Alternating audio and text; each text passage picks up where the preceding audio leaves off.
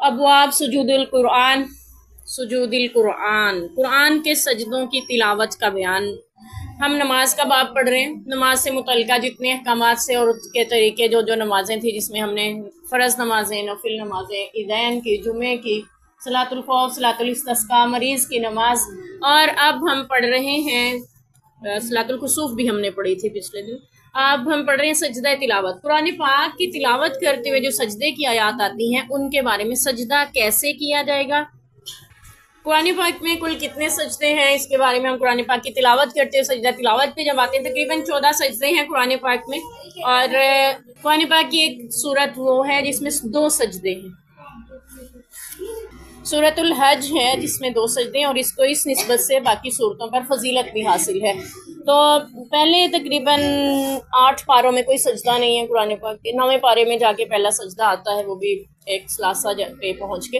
تو اس کے بعد اگلی صورتوں میں 12 سجدے آتے ہیں۔ سجدے والی صورتیں کون سی ہیں؟ جب ہم پڑھتے ہیں سجدہ تلاوت کی آیت جب آتی ہے، اس پہ سجدہ کرنے سے متعلق ہم حدیث پڑھ رہے ہیں، اس کے بارے میں جو کچھ وارد ہوا اس کے طریقے کے بارے میں ہم پڑھتے ہیں انشاءاللہ۔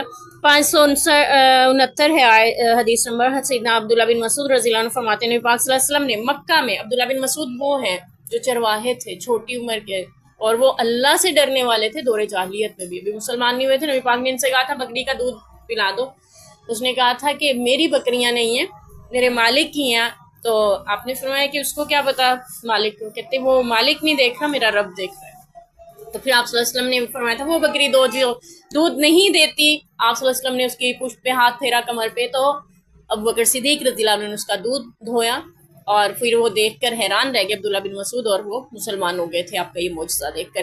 تو یہ فرماتے ہیں مکہ میں تھے، یعنی مکی دور کی بات ہے۔ آپ صلی اللہ علیہ وسلم نے سورہ نجم کی تلاوت کی اور اس میں سجدہ کیا۔ سورہ نجم کی آخری آیت پہ سجدہ آتا ہے۔ آپ صلی اللہ علیہ وسلم نے کفار، مشرکین، مسلمان سب موجود تھے، ان کی موجودگی میں پوری سورت نجم ان کو پڑھ کے سنائی ہے آپ صلی اللہ علیہ وسلم نے معراج کے بعد کی۔ اس میں معراج کا بھی ذکر آتا ہے بیچ میں ساتھ ساتھ، تو جبرائیل علیہ السلام جو وحی لے کے آئے اس کی کیفیت کا بھی ذکر آتا ہے، یعنی پورا تفصیل سے اللہ کی توحید وحدانیت کا بھی ذکر ہے، آخرت کا بھی، اور پہلے انبیاء کے صحیفوں کا بھی۔ یہ ساری باتیں اللہ نے آیتیں اس لیے نازل کی تاکہ مشرکین مکہ جو چیزیں جانتے ہیں کہ پہلے بھی یہ سب ہوتا رہا، نبی آتے رہے، ان پہ کتابیں اترتی رہی، صحیفے، تو یہ ساری آیتیں آپ نے جب سورت تلاوت کی ان کے سامنے، تو اس کے بعد آپ نے سجدہ کیا۔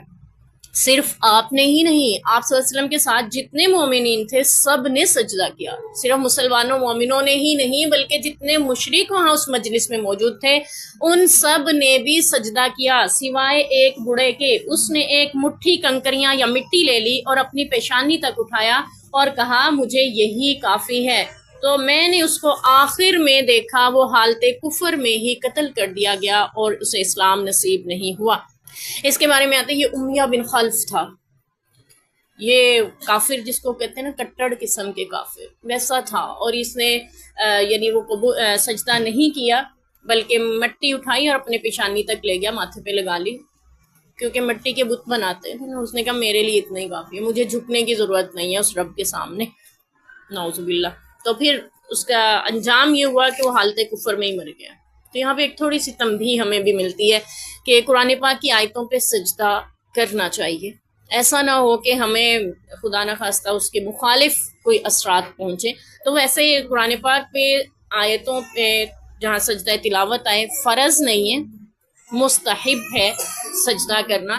ہم اگلی احادیث سے پڑھیں گے۔ حدیث نمبر 572 میں یہی زید بن ثابت رضی اللہ عنہ فرماتے ہیں کہ میں نے نبی پاک صلی اللہ علیہ وسلم کے سامنے سورہ نجم پڑھی تو آپ نے سجدہ نہیں کیا، وہی صورت جس پہ آپ صلی اللہ علیہ وسلم نے بھی سجدہ کیا، سارے جتنے موجود تھے لوگ انہوں نے بھی سجدہ کیا، وہی صورت زید بن ثابت رضی اللہ عنہ نے تلاوت کی نبی پاک کے سامنے تو آپ نے سجدہ نہیں فرمایا۔ اس سے پتہ چل رہا ہے کہ سجدہ تلاوت واجب نہیں ہے، یعنی فرض نہیں ہے، اگر فرض ہوتا تو آپ صلی اللہ علیہ وسلم کبھی اس کو ترک نہ فرماتے، لیکن کر لینا افضل ہے اور کرنا ہی چاہیے، کیونکہ آپ صلی اللہ علیہ وسلم نے جب بھی اگلی روایت باقی میں ہم پڑھیں گے، جب بھی سجدے کی تلاوت کی آیات پڑھی ہیں تو آپ نے سجدہ کیا ہے۔